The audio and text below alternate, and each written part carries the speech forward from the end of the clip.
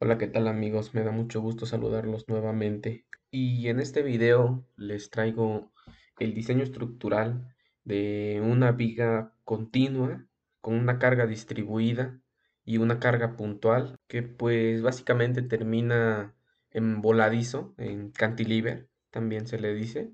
Y bueno, por este lado, para empezar ya, tenemos pues la tabla de datos, que en este caso la clave pues ya saben que se le tiene que colocar, por ejemplo, T1 o T2, yo lo voy a dejar como T1, también puede ser Viga 1, o sea V1, como gusten. Y en este caso vamos a utilizar una carga de servicio de 2500 kilogramos metro, un factor de seguridad o un factor de carga de 1.5 que afectará considerablemente lo que es la carga de servicio y por defecto nos arrojará un resultado de carga última que en este caso será de 3750 kilogramos. Vamos a tener nuestro primer claro, el claro uno, que va a ser de 3 metros.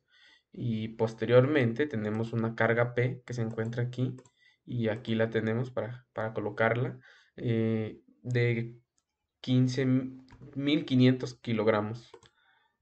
Entonces esa carga es puntual y al afectarse también por el factor de seguridad, por el factor de carga, obtenemos que en total estaríamos, pues, como resultado tendríamos ya una PU, una carga última de 2250 kilogramos. También tenemos el segundo claro, L2, que en este caso se va a considerar de 3 metros, una base de 20 centímetros, que aquí tenemos, y un peralte de 47 centímetros, que al sumarlo con el recubrimiento de 3 centímetros, lo vamos a considerar ese recubrimiento, nos arroja como resultado un peralte efectivo de 50 centímetros. Una F'C de 250 kilogramos sobre centímetro cuadrado y una Fy de 4200. Y posteriormente vamos a empezar a ver la determinación de momentos y reacciones, considerando ya las cargas que van a estar actuando sobre este elemento y también considerando sus claros. En este caso vamos a hacer pues la obtención de momentos con estas fórmulas, que una vez sustituyendo las fórmulas vamos a obtener estos dos resultados, los cuales se van a hacer su sumatoria para poder obtener el momento máximo, que en este caso pues es un momento negativo. Y posteriormente vamos a calcular lo que son la reacción uno y la reacción 2 para poder obtener posteriormente lo que serían estas reacciones, que después de obtenerlas se les realizaría una sumatoria para poder obtener lo que son los esfuerzos cortantes, que aquí ya los tenemos, miren.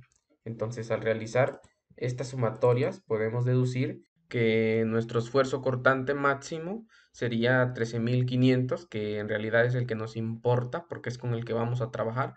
Una vez obteniendo esos momentos que prácticamente pues estarían en, en el primer claro, vamos a obtener también lo que serían los momentos en el claro izquierdo.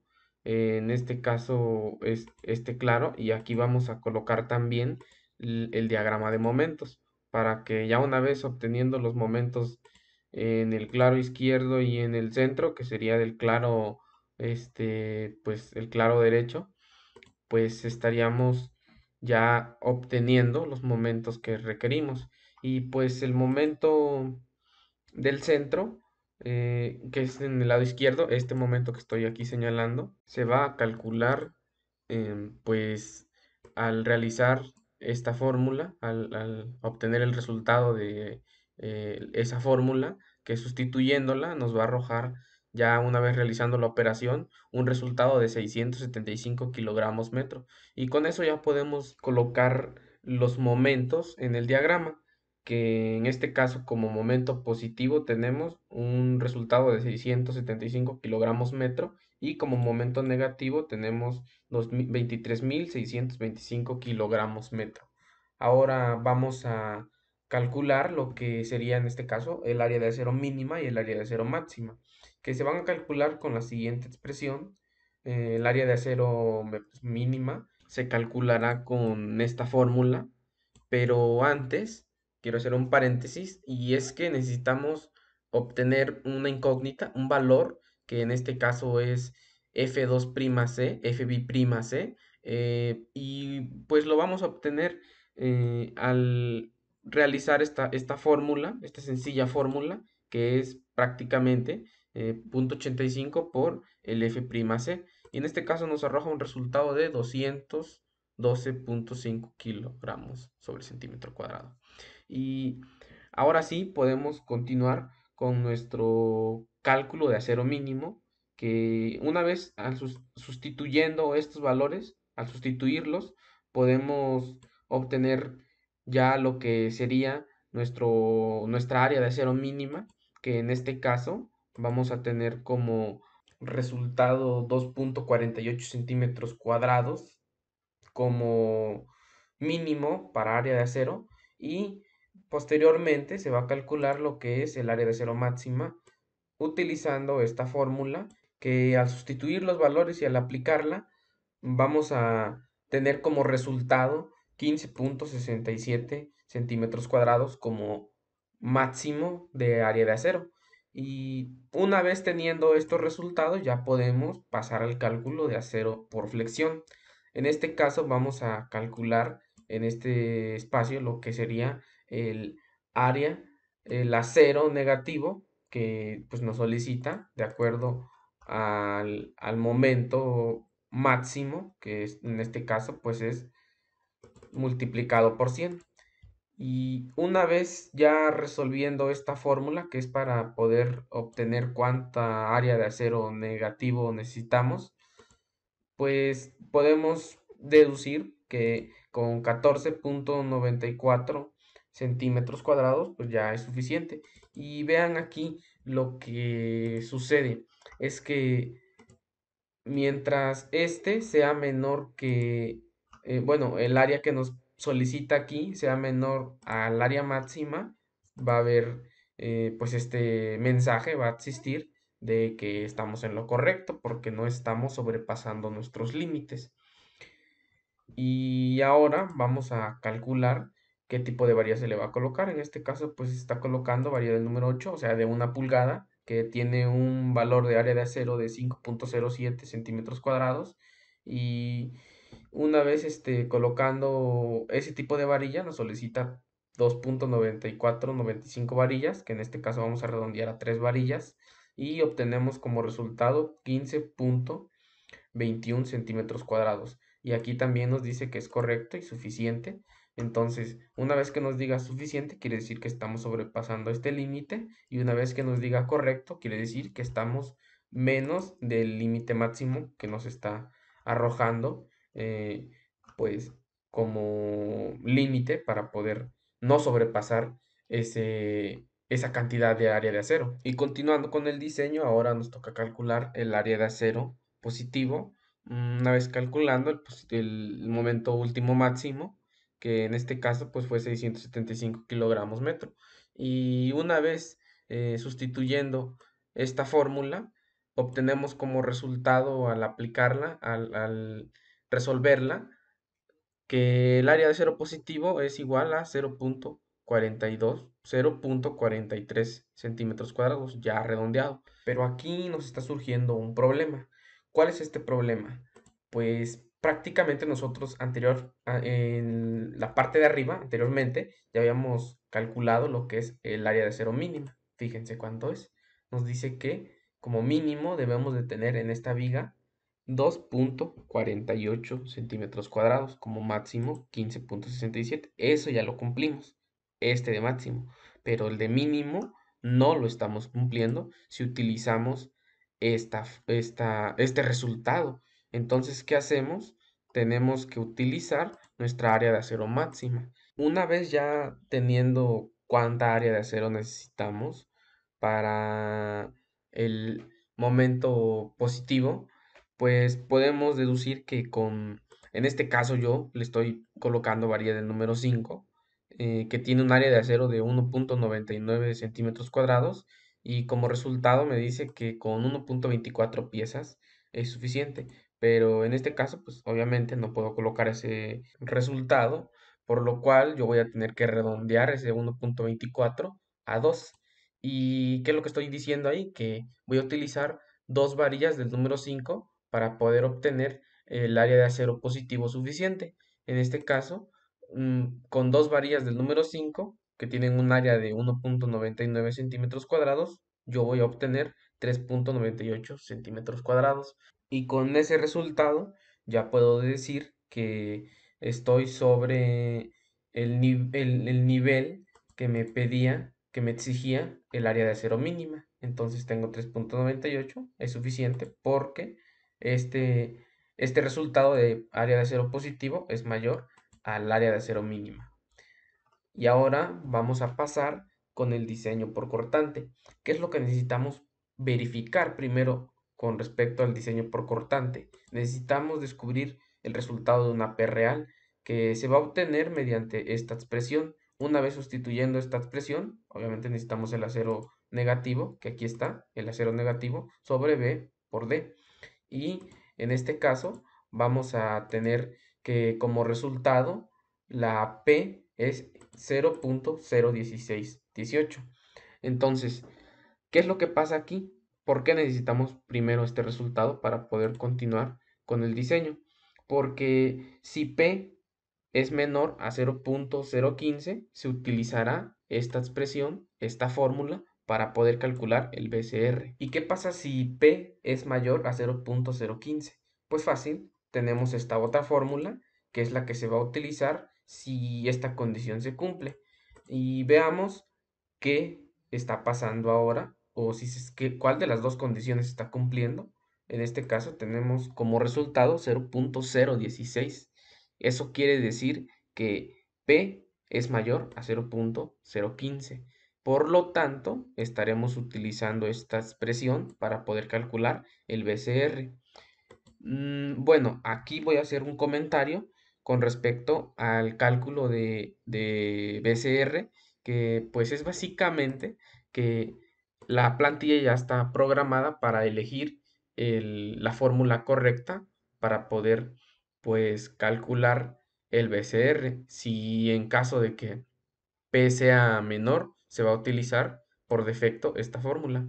En caso de que P sea mayor a 0.015, entonces se le utilizará esta fórmula. En este caso, no hay ningún problema. Sabemos que ya se está utilizando, que está cumpliendo con este requisito. Entonces, pues ya sabemos qué fórmula se está utilizando. Sin temor, continuamos con nuestro diseño, que en este caso vamos a calcular lo que es el BSR, que es el que nos va a servir para poder calcular la separación mínima mediante un cálculo de lo que serían nuestros estribos, la separación de los estribos.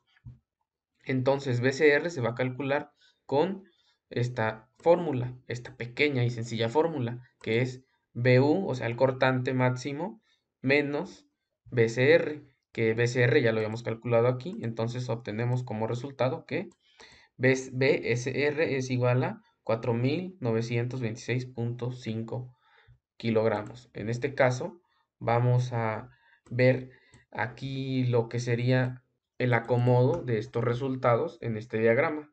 Voy a explicar un poco a qué se refiere este diagrama. Es prácticamente lo que nos dice es el total del cortante, todo el cortante que en este caso calculamos que era 13.500 y el BCR es el cortante que la cantidad de cortante que estaría absorbiendo, que estaría resistiendo nuestro acero longitudinal con el concreto. Y el BSR es lo que resta por resistir, que en este caso se va a hacer, esa resistencia se va a obtener mediante lo que sería pues la separación de los estribos. Los estribos son los que absorberían esa resistencia y los cuales irían separados como máximo según esta fórmula que tenemos aquí 63.9 centímetros. Y como separación mínima, según esta otra fórmula, tendría que ser 26,52 centímetros. Nos damos cuenta aquí de que las separaciones máxima y mínima, pues en realidad están muy excedidas. Entonces, ¿qué es lo que hacemos aquí? Vamos a revisar el reglamento, le damos una ojeada y podemos ver que nos dice que la separación mínima, en este caso, vamos a obtenerlas aquí. Las que sí son importantes y son las que voy a decir aquí es la de 30 y la de 5 centímetros, que no debe ser mayor a 30 y que no debe ser menor a 5 centímetros. Entonces, ¿qué es lo que pasa aquí? Vamos a elegir la menor de estas separaciones que tenemos aquí, estas cuatro, y tenemos que la menor es 11,75, entonces colocamos a cada 10 centímetros. Y posteriormente vamos a elegir la que le sigue a esta que fue la menor. En este caso pues es 20,32. Entonces podemos colocar a cada 20 como máximo 20 centímetros. Entonces ahora vamos a pasar a calcular la distancia a la que irán los bastones. En este caso vamos a utilizar pues esta fórmula. Puede ser que los bastones se coloquen a un cuarto de la longitud, pero yo prefiero utilizar esta fórmula, la cual nos arroja como resultado que los bastones deben ir cortados a 2,27 centímetros. Entonces, ¿qué es lo que hago aquí? Voy a colocar un resultado aproximado, que en este caso voy a colocar 2,30 centímetros. Entonces, mientras yo no sobrepase eh, digo, sea menor la distancia que coloque aquí a esta, siempre me va a salir suficiente. Ahora, vamos a calcular la distancia a la que irán con separación mínima los estribos y se va a calcular mediante esta fórmula, la cual una vez sustituyendo y resolviéndola nos arroja como resultado 0,88, que en este caso pues vamos a optar por nuestro segundo método, que es el que dice el reglamento, eh, y nos dice básicamente que la separación, la distancia a la que irán con separación mínima los estribos no debe ser menor que dos veces eh, el peralte efectivo de la viga, que en este caso son 50 centímetros. Entonces, 2 por 50 nos da igual a 1 metro. Por lo tanto, no debemos exceder esta distancia.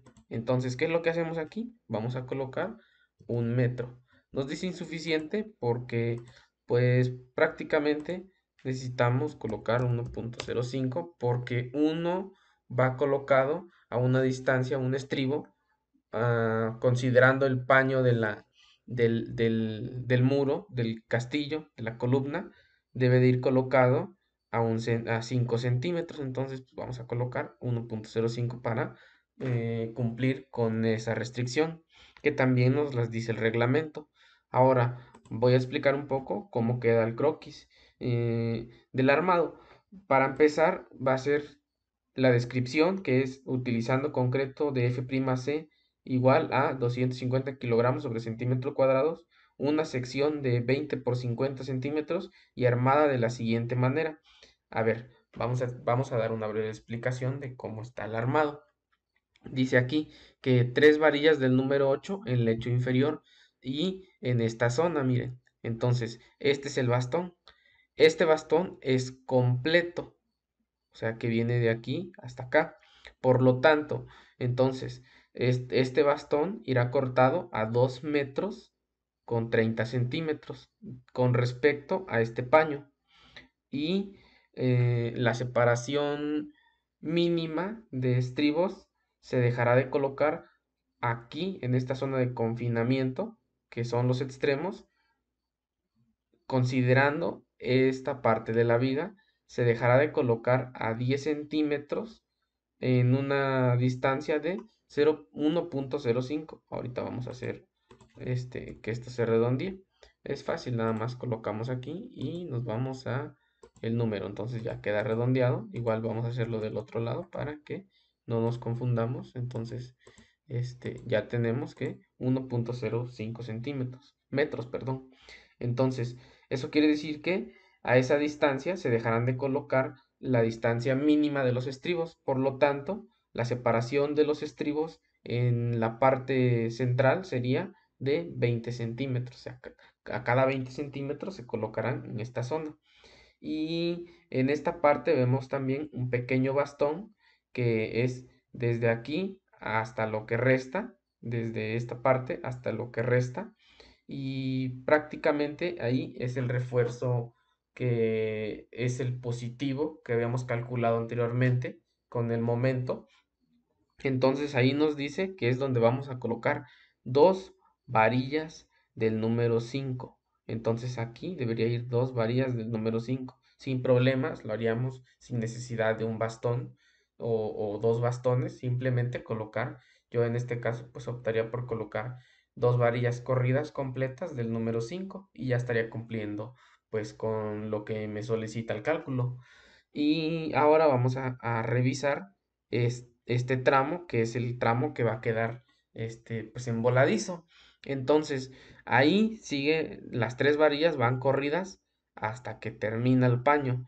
Entonces, aquí van las dos varillas también.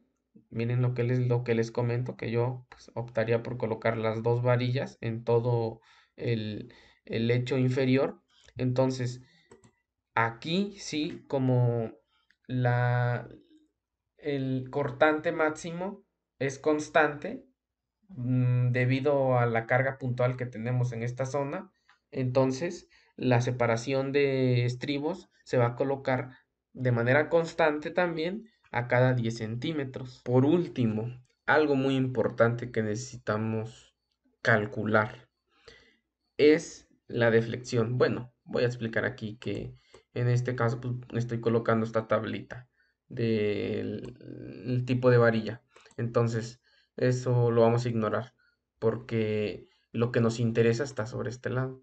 En este caso, vamos a calcular la deflexión máxima del cantilever. ¿Por qué es importante calcular esa deflexión? Porque, pues, si en dado caso de que nosotros dejemos sin colocar una contraflecha en esta parte antes de colar, cuando desimbremos, o bueno, sí, vaya, cuando desimbremos, cuando se quite la cimbra, lo que va a pasar es que va a bajar considerablemente. Entonces tenemos que corroborar, tenemos que estar seguros de que la deflexión no vaya a causar problemas visuales en cuanto a que pues alguna persona llegue a notar que el cantilever, el voladizo, tuvo pues una ligera deflexión. Entonces, para poder calcular esta deflexión vamos a utilizar dos fórmulas. La fórmula que es para la carga distribuida y la fórmula que es para poder obtener la deflexión en carga puntual, que en este caso la carga puntual, recordemos que la tenemos en la parte, en el extremo que está en voladizo. Entonces, obtenemos la deflexión de esos dos casos y estas dos deflexiones, lo que se va a hacer con estas dos deflexiones es sumarlas para obtener la deflexión máxima de este cantilever. Entonces, ¿qué es lo que tenemos aquí? Es la flecha, la deflexión. ¿Y qué es lo que tenemos que hacer para evitar que esos 2 centímetros pues bajen? Vamos a colocar a la hora del proceso constructivo una contraflecha de 2.5 centímetros, en este caso porque son 2.41 centímetros de deflexión máxima. Entonces con 2 centímetros y medio que coloquemos de contraflecha es suficiente para que cuando se quite esa cimbra, el, el cantilever llegue a su posición final, que en este caso va a ser lo más pues recta posible. Y esto ha sido todo, amigos. Entonces, con esto terminamos de hacer el cálculo y diseño estructural de una viga en cantilever. Espero y les haya gustado el video de hoy. Y si fue así, no olviden suscribirse y darle like. Hasta pronto, entonces. Nos vemos en un próximo video.